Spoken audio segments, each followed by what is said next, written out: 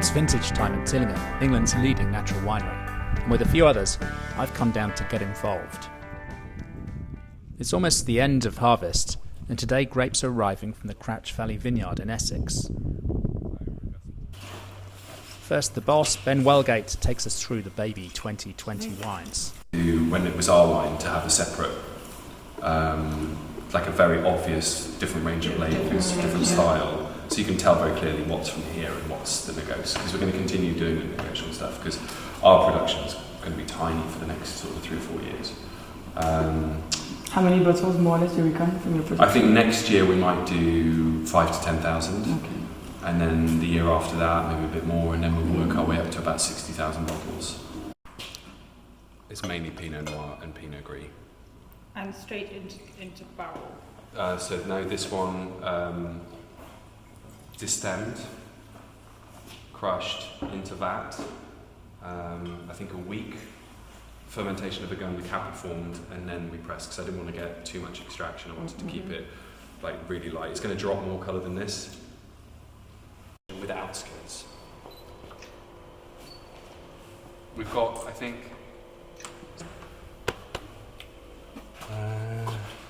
dry. That's dry. That's finished ferment.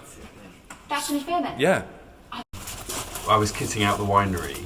I knew I wanted some concrete vats. I knew I wanted some barrels and large format oak, and I was really wanting to get some clay, whether it was amphoras. I didn't really know about Qvevri. You know about amphoras because they're more famous, I suppose. And there's obviously there's Tinajas in Spain, and I tried a couple of complex people had given me, but I got no joy. And then around the same time, there was a program on the food program. Did a thing on Georgia, and I heard John Verdeman talking on the radio. And at a similar time, the Alice Ferry's book, For the Love of Wine, came out, and I read that, and I was like, oh yeah, this is good. It's like this 8,000-year-old tradition of Georgian winemaking. And then I happened to meet John at the Real Wine Fair. And I said, I really like your wines, what you do is inspiring, blah, blah, blah. Can you help me get some Qvevris to England, please? And he was like, okay, yes, I can help you. And then, kind of rather serendipitously, he also said, well, you see those guys over there? It's Doug and Eric. I was like, who, Doug and Eric? And they said, oh yeah, this is their show. This is, and I was like, oh okay, right. So I went over to Doug and Eric, who just stood like with one of their producers, and said, hi, I'm Ben. I'm going to start making some natty wines, Sussex or whatever. Can you help me import some Qvevris from Georgia? And they were like, we can definitely help. And ever since then, they've sort of been, The excitement mounts. The first batch of grapes has arrived. It's 5.5 tons of Pinot Noir, all packed in small crates. Each pallet is stacked like that one. It's about half a ton on a pallet.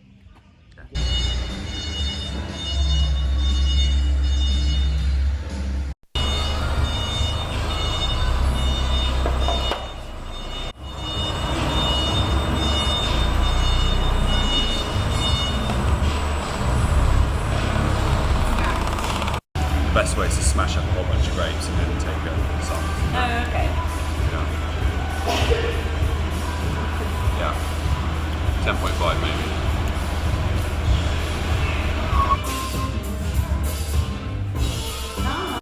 Our first job is to sort the grapes on a vibrating sorting table.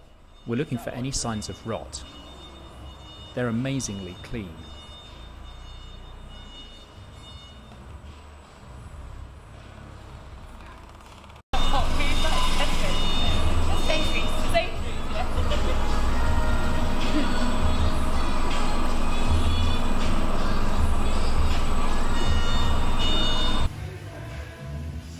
The first batch of Pinot Noir goes whole bunch into concrete tanks. So Ben, what's happening to these grapes? What's happening? Where are they going? They're going into concrete tanks, Amy. Whole bunch. Whole bunch! Nice. So the tank is just starting filling it. I'm just going to fill it with CO2 first to create the anaerobic conditions for carbonic maceration. Nice.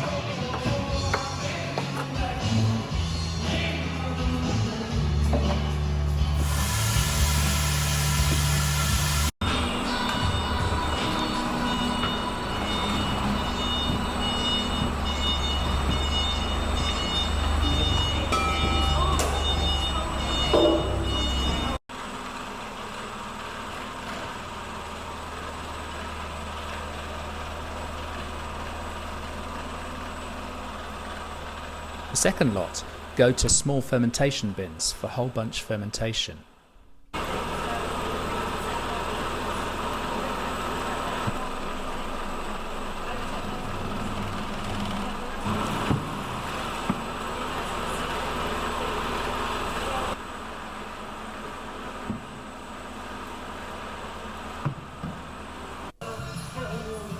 Some of the whole bunches are foot-trodden, and destemmed berries will go on top of these foot-trodden grapes. It's Paris and Ruth who are doing the treading.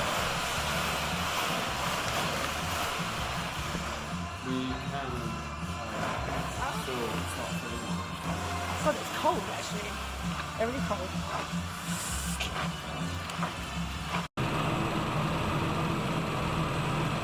And the rest of the Pinot Noir is destemmed into bins for fermentation.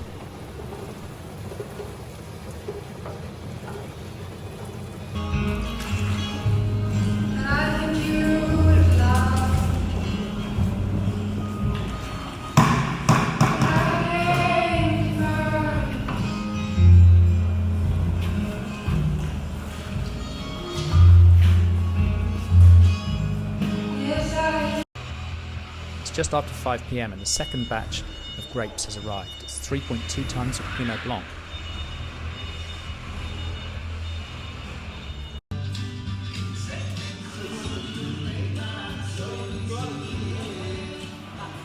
First batch of Pinot Blanc is transferred to the press as whole bunches. No, they're much more commercial.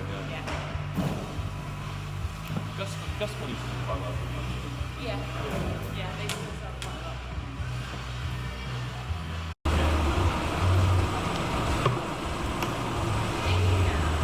The second batch is sorted and then destemmed for a bit of skin maceration before fermentation.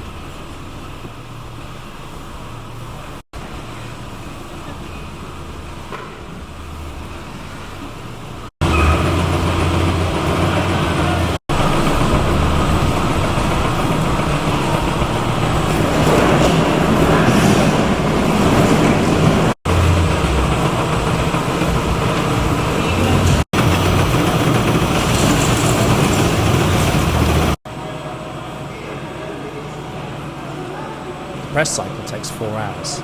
The juice is a murky brown colour, but fermentation will clear this up nicely. It's just the phenolics oxidising, and the wine will be more stable because of this.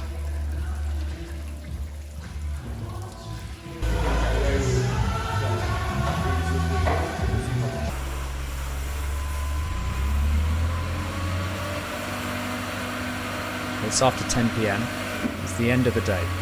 This is clean-up time.